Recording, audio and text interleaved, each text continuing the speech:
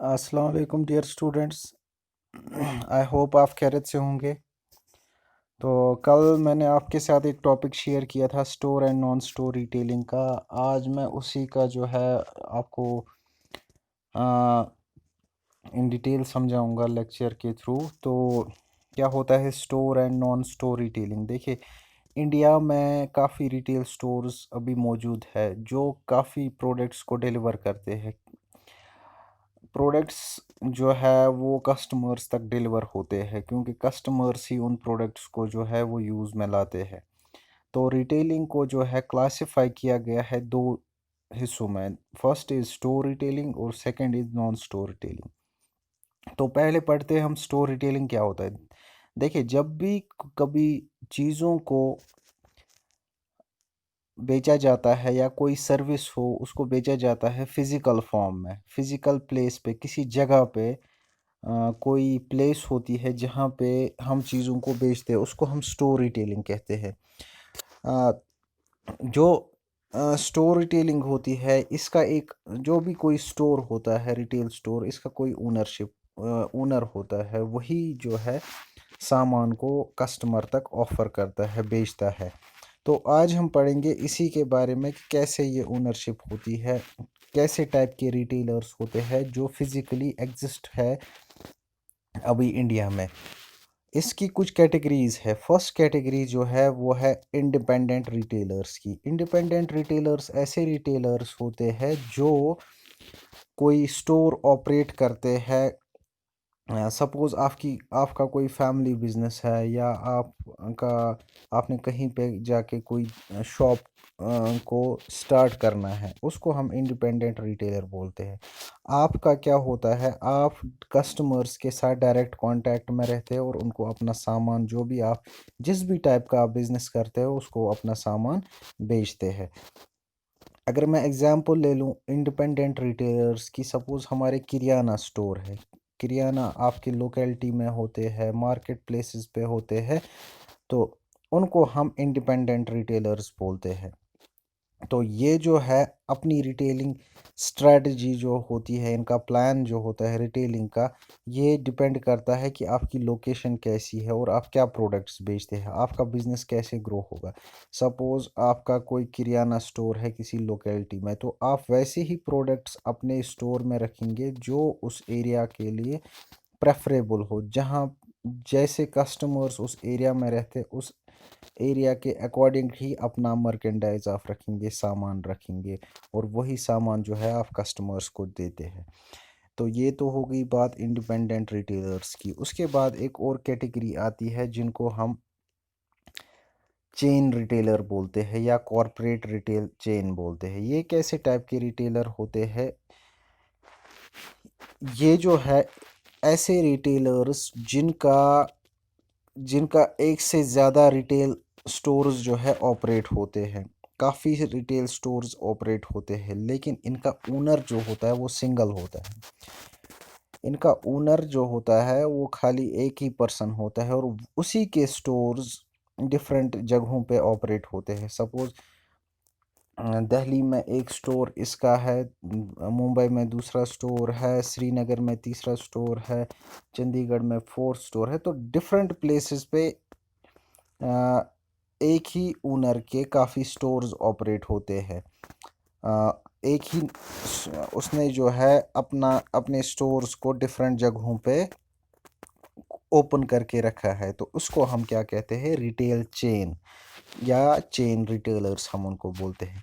तो इनका क्या काम रहता है? सपोज एक रिटेल चेन जो है, रिटेल चेन रिटेलर जो होता है, सपोज इनका एक बिजनेस है फुटवेयर का, तो ये जो है इनके और स्टोर्स में भी फुटवेयर ही बेचा जाता है। या इनका एक स्टोर है डिपार्टमेंटल स्टोर, तो इनके बाकी जगहों पे जो भी स्टोर्स होंगे, रिटेल स्टोर्स, वहाँ पे भी ग्रोसरी ही बेचा जाएगा। तो ये जो है ये सेम टाइप ऑफ प्रोडक्ट्स को ऑफर करते हैं कस्टमर्स को, और इसी से जो है इनकी सेल्स होती है। अगर मैं एग्जांपल इसकी दूं तो रिलायंस रिलायंस एक बहुत बड़ा स्टोर होता है इंडिया में, जो ग्रॉसरीज बेचता है, फूड आइट ये जो है क्लोथिंग बेचता है, तो इनका एक कंबाइंड एक बड़ा सा डिपार्टमेंटल स्टोर रहता है रिलायंस का। तो अगर इनकी बात करूं, काफ़ी जगहों पे इनके स्टोर्स जो है ऑपरेट होते हैं, एक से ज़्यादा जगहों पे। और दूसरी बात ये कि मोर एक स्टोर है आदित्य बिरला का, वो भी एक बड़ा डिपार्टमेंटल स्टोर है इंडिया में, उसका बहुत बड़ा नाम है। तो वो भी एक से ज़्यादा जगहों पे ऑपरेट होता है। तो वहाँ पे जो प्रोडक्ट्स वो दिल्ली में भेजेंगे, वही प्रोडक्ट्स वो मुंबई में भेजेंगे। अब इतना होता है, फ़र्क इतना ही रहता है कि एक जगह पे स्टोर का साइज़ थोड़ा कम होगा, अ, दूसरी जगह पे स्टोर, ये डिपेंड करता है कि आपकी लोकेशन कैसी है, और वहाँ पे एरिया कितना आपके पास अवेलेबल है, उतना आप प्रोडक्ट्स को रख पाएंगे और उतना प्रोडक्ट्स आप कस्टमर को दे पाएंगे। लेकिन प्रोडक्ट्स जो एक जगह पे होते हैं, वही प्रोडक्ट्स आप दूसरी जगह पे भी रखते हैं। या बाटा की मैं बात करूँ, जो आप बाहर की मेट्रोपॉलिटन सिटीज़ में प्रोडक्ट्स को देखेंगे, हाँ प्राइसेस में चेंज रहता है, क्योंकि सपोज़ आप 10,000 का एक शूज़ श्रीनगर में, या आपके होम डिस्ट्रिक्ट सपोज़ कुपवारा में, आप नहीं रख सकते हैं बाटा के स्टोर पर, क्योंकि उसकी डिमांड थोड़ी सी कम होगी एज़ कम्पेयर टू अगर आप बाहर किसी मेट्रोपॉलिटन सिटीज़ में जाएंगे, क्या जहाँ पे स्टैंडर्ड ऑफ लिविंग काफ़ी ज़्यादा हाई रहता है, तो वहाँ पे वो 10,000 का शूज़ आराम से बिक जाएगा। तो इन जगहों पे जो है डिपेंड करता है कि आपकी लोकेशन भी कैसे। लेकिन फुटवेयर वो भी बेचेगा, ये भी बेचेगा फुटवेयर ही। अब प्राइस रेंजेस में डिफरेंट हो सकता है, लेकिन फुटवेयर वहाँ पे भी वही बिकेगा, यहाँ पे भी वही बिक जाएगा। और इसको हम जो है चेन रिटेलर्स बोलते हैं, जिनके आउटलेट्स एक से ज़्यादा जगहों पे ऑपरेट होते हैं, लेकिन वो प्रोडक्ट्स सेम टाइप के ऑफ़र करते हैं। उसके बाद आती है एक और टाइप स्टोर रिटेलिंग का, है फ्रेंचाइजिंग। फ्रेंचाइजिंग एक क्या होता है, एक लीगल कॉन्ट्रैक्ट होता है कंपनी और सपोज़ मैंने एक कंपनी खोली है, और मेरी कंपनी जो है एक अच्छा ग्रोइंग स्टेज में है, अच्छा ग्रो कर रही है। उसके बाद इससे और लोग इस कंपनी से कुछ शेयर्स लेना चाहते हैं। तो क्या होता है, जो लोग मेरी कंपनी के नाम से स्टोर खोलेंगे, क्योंकि मेरा नाम ही काफ़ी बिक रहा है, वो नाम से ही मेरे पास कस्टमर्स आते हैं। तो वो क्या करेंगे, वो अप्रोच करते हैं मुझे, मेरी कंपनी को, और हमारे बीच एक कॉन्ट्रैक्ट होता है कि मैं आपको अपना नाम दूंगा, आप मेरे नाम से अपना स्टोर खोलेंगे। उसको हम क्या बोलते हैं, फ्रेंचाइजिंग। जहाँ पे एक कंपनी और जो भी पर्सन स्टोर खोलना चाहता है, उस कंपनी के नाम से एक कॉन्ट्रैक्ट किया जाता है कंपनी और स्टोर ओनर के दरमियान, कि वो अपना बिजनेस जो है उसी नाम से शुरू करे। तो इसकी कुछ एग्जांपल्स है, मैकडोनल्ड्स। मैकडोनल्ड्स काफ़ी बड़ा ब्रांड है अभी इंडिया में, या पिज़्ज़ा हट है, वैन ह्यूज़न है, ऐसे कुछ नाम हैं जिनका फ्रेंचाइजिंग काफ़ी ज़्यादा चलता है। तो फ्रेंचाइजिंग से क्या होता है, उनका बिजनेस जो है, मैकडोनल्ड्स सपोज अमेरिकन ब्रांड है, अमेरिका से वो ऑपरेट होता है और ऑल ओवर द वर्ल्ड वो अभी चल रहा है। तो क्या होता है कि उस नाम से ही जो है कस्टमर्स आपके पास आते हैं, मैकडोनल्ड्स को देख के ही आपके पास कस्टमर्स आते हैं। आप एज अ पर्सन कोई भी हो, आपको वो नहीं जानेंगे, वो इस नाम को जाने, इस कंपनी के नेम को जानेंगे, और उससे जो है आपका बिजनेस ग्रो होता है। तो इसको हम फ्रेंचाइजिंग बोलते हैं। उसके बाद आती है बात कंज्यूमर कोऑपरेटिव्स की। कंज्यूमर कोऑपरेटिव्स जो होता है, ये कुछ ऐसे, सपोज एक कस्टमर्स का ग्रुप होता है किसी सोसाइटी में, किसी एरिया में। तो वो सेटिस्फाई नहीं होते हैं रिटेलर से कभी कभार, या तो प्राइसेस की डिफरेंसेस रहती है उनकी, या प्रोडक्ट्स की डिफरेंसेस रहती है। तो वो ग्रुप, उस सोसाइटी के जो मेंबर्स होते हैं, वो क्या काम करते हैं, एक स्टोर ओपन करते हैं, और वहाँ पे जो है अपने प्रोडक्ट्स को रख वो वहाँ पे प्रोडक्ट्स को रखते हैं। अपनी ही सोसाइटी को वो उससे केटर करते हैं, जो भी उनकी डिमांड्स होती है उनको वो फुलफ़िल करते हैं। कुछ मेंबर्स, सिलेक्टेड मेंबर्स एक स्टोर ओपन करते हैं और उससे जो है उनकी नीड्स वो फुलफ़िल कर, और वहाँ पे जो प्रोडक्ट्स हैं उनके हिसाब से रखे जाते हैं जो भी उस सोसाइटी की ज़रूरत होगी। तो इसको हम क्या कहते हैं, कंज्यूमर कोऑपरेटिव्स। इसके बाद आती है बात नॉन स्टोर रिटेलिंग की।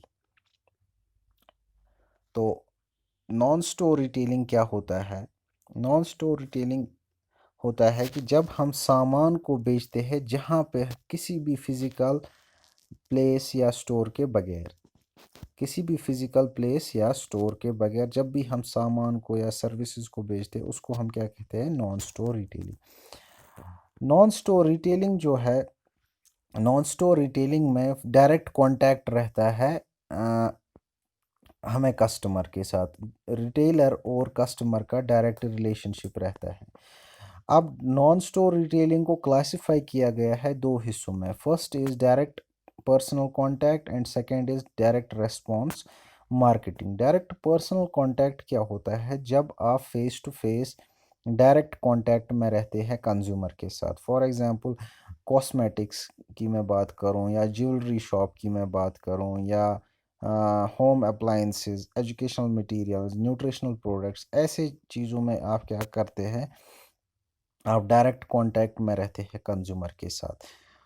और ये जो रिटेलिंग है ये कैसे होती है, कैसे आप डायरेक्ट कांटेक्ट में रहते हैं? देखिए, आपने कहीं पे किसी प्रोडक्ट को देखा, किसी वेबसाइट में जाके देखा, या किसी ऑनलाइन पोर्टल में जाके देखा, किसी भी product, suppose jewellery product, cosmetic product, या कोई भी होम, या आपने टेलीविज़न के थ्रू किसी प्रोडक्ट के बारे में आपको अवेयरनेस आ गई, तो आप क्या काम करते हैं, आप डायरेक्ट ऑर्डर करते हैं कस्टमर कोई किसी, या तो कोई नेटवर्क होता है उसके थ्रू आप इस किसी चैनल के थ्रू आप जाते हैं, किसी मीडियम को आप पकड़ते हैं, उसके थ्रू आप अपना प्रोडक्ट जो है ऑर्डर करते हैं, उसके बाद वो आप तक डायरेक्ट पहुंच जाता है। तो इसको हम डायरेक्ट पर्सनल कांटेक्ट बोलते हैं। दूसरा होता है डायरेक्ट रेस्पॉन्स मार्केटिंग। इसको हम, इसमें क्या होता है, कस्टमर जो है, कस्टमर को प्रोडक्ट्स के बारे में या सर्विसेज के बारे में जानकारी मिलती है किसी नॉन पर्सनल मीडिया के थ्रू। सपोज आपने कोई, आपके पास कोई मेल आया है किसी प्रोडक्ट के बारे में कि इस प्रोडक्ट पे इतना ऑफ़र है, आपके मेल में आया है, या आपने कोई कैटलॉग देखा है कहीं पे जाके, आपने किसी स्टोर में जाके कैटलॉग देखा है, या कहीं पे किसी मीडिया चैनल के थ्रू आपने जो है कोई कैटलॉग देखा, उसमें प्रोडक्ट्स के बारे में आपको पता चला है, या आपको टेलीफोनिकली फ़ोन आया है, या टेलीविज़न पे आपने देखा है, तो उसको हम क्या बोलते हैं, डायरेक्ट रेस्पॉन्स मार्केटिंग। तो इसमें काफ़ी फॉर्म्स है जिसके थ्रू आप कम्युनिकेट करते हैं कंज्यूमर्स के साथ। तो क्या क्या क्या वो फॉर्म्स क्या है उनको हम पढ़ते हैं। First is mail order retailing. एक रिटेलर क्या काम करता है, वो कस्टमर को मेल करके प्रोडक्ट्स के बारे में बताता है, कोई कैटलॉग सेंड करता है। उससे क्या होता है, कस्टमर को अवेयरनेस मिल जाती है प्रोडक्ट्स के बारे में। तो जब कस्टमर को अवेयरनेस मिल जाती है उसके बाद ही वो अपना ऑर्डर देता है। जो भी उसके पास मेल आया होगा वहाँ पे कंपनी का नेम होता है, उसकी जो भी उसमें प्रोसीजर होता है कि कैसे आपको ऑर्डर करना है, स्टेप बाय स्टेप आपको वहाँ पे इंस्ट्रक्शंस दी जाती है। उसके बाद जब आप अपना ऑर्डर करते हैं आपको डायरेक्टली उसकी डिलीवरी मिल जाती है। तो मेल के थ्रू आप अपना ऑर्डर दे सकते हैं। Then second form of communication is television shopping. ये एक ऐसी टाइप की रिटेलिंग होती है जहां प्रोडक्ट्स को जो है प्रमोट किया जाता है टेलीविज़न पे। आपने देखा होगा वो टेली ब्रांड्स का, आपने अगर देखा होगा, या नाप तोल बाज़ार, वो क्या, वो अपने प्रोडक्ट्स को कहाँ पे जो है प्रमोट करते हैं, थ्रू द टेलीविज़न। तो वहाँ पे जो है प्रोडक्ट के फीचर्स बताए जाते हैं, प्राइसेस बताई जाती है, अगर उन प्रोडक्ट्स पे कोई गारंटी होती है, वारंटी होती है, तो उनके बारे में भी बताया जाता है। इसके अलावा और भी चीज़ें इसमें बताई जाती है, आपके फ़ोन नंबर भी वहाँ पे दिए जाते हैं। सपोज़ आप श्रीनगर में रहते हैं तो वहाँ पे नीचे डिस्प्ले होगा कि श्रीनगर के लिए कौन सा नंबर है। डिफरेंट सिटीज़ के नंबर्स वहाँ पे होते हैं जिनके थ्रू आप कांटेक्ट कर सकते हैं उन रिटेलर्स को, उन उस मीडियम को। तो उसके बाद जब आप प्रोडक्ट्स को ऑर्डर करते हैं वो आपको होम डिलीवर्ड हो जाते हैं। सपोज़ मैंने अभी बताया, इसकी एग्जांपल है टेली ब्रांड्स। एक प्रोग्राम आता है जो ऐसी वो फिटनेस के रिलेटेड प्रोडक्ट्स को या हेल्थ के रिलेटेड प्रोडक्ट्स को जो है उनके बारे में बताता है। वहाँ पे आप अपने प्रोडक्ट्स को उस नंबरों पे जाके ऑनलाइन सॉरी टेलीविज़न के नंबर फ़ोन नंबर को जो है उनको कांटेक्ट में लाके आप अपना प्रोडक्ट ऑर्डर कर सकते हैं। Then there comes the e shopping form of communication, form of retailing. ये एक ऐसा फॉर्मेट होता है इलेक्ट्रॉनिक शॉपिंग जहाँ पे कस्टमर जो है वो इवेलुएट करता है और उसके बाद परचेज करता है कंफर्टेबली अपने घर से प्रोडक्ट्स को। कैसे वो प्रोडक्ट्स को ऑर्डर करता है? इंटरनेट के ज़रिए। वहाँ पे इंटरनेट में काफ़ी वेबसाइट्स जो है होती है डिफरेंट प्रोडक्ट्स की। आप ग्रॉसरी प्रोडक्ट्स लेना चाहिए, अभी ग्रॉसरी भी जो है ऑनलाइन हो चुकी है। इसके अलावा आप कोई फुटवेयर लेना चाहे तो काफ़ी प्रोडक्ट, जो भी आप जिस भी प्रोडक्ट की रेंज, आप वॉच लेना चाहेंगे, आप क्लोथ्स लेना चाहेंगे, आप होम अप्लाइंसेस लेना चाहेंगे, हर तरह की वेबसाइट्स जो है अभी अवेलेबल है मार्केट में। तो वहाँ पे जो है आप इंटरनेट के ज़रिए उन वेबसाइट्स को देख सकते हैं। वहाँ उन वेबसाइट्स के बाद आप प्रोडक्ट्स को सर्च कर सकते हैं। उसके बाद आप अपना ऑर्डर प्लेस कर सकते हैं। ऑर्डर प्लेस करने के बाद उसमें आप वो प्रोडक्ट आपको उसमें डिलीवरी डेट दिया होगा, उस डिलीवरी डेट पे आपको वो प्रोडक्ट मिल जाता है। तो एक कन्वीनियंस मिल जाती है कस्टमर को, घर बैठे ही आप अपना सामान जो है वो अ, ले सकते हैं। Then there comes the telemarketing. Telemarketing क्या होता है? ये कम्युनिकेशन की जाती है कस्टमर्स के साथ, किसके थ्रू? टेलीफोन के थ्रू। टेलीफोन के थ्रू आप कस्टमर्स को अपने प्रोडक्ट्स के बारे में बताते हैं या आप अपनी सर्विसेज के बारे में बताते हैं। जो भी कंपनी के एग्जीक्यूटिव्स होते हैं वो कांटेक्ट करते हैं कस्टमर के साथ जब भी कस्टमर के पास टाइम होता है, जब कस्टमर कन्वीनियंट फील करता है उस टाइम पे वो जो है कस्टमर्स के साथ कांटेक्ट करते हैं। और काफ़ी कंपनीज ऐसी होती है जो अपना टोल फ्री नंबर देती है कस्टमर्स को कि कस्टमर्स को अगर प्रोडक्ट्स के बारे में जानना हो वो उस टोल फ्री नंबर पे कांटेक्ट कर सकते हैं और अपने जो भी इंफॉर्मेशन है वो ले सकते हैं। सपोज़ बैंक्स जो है, बैंक्स या मैं बताऊं ऑटोमोबाइल सेक्टर में, अगर आपको कोई कार बेचनी होगी, आपकी कंपनी है, आप कार्स ऑटोमोबाइल बिजनेस में है, तो आप क्या करते हैं? अपने एग्जीक्यूटिव्स जो भी होंगे उन वो कांटेक्ट करेंगे किनको?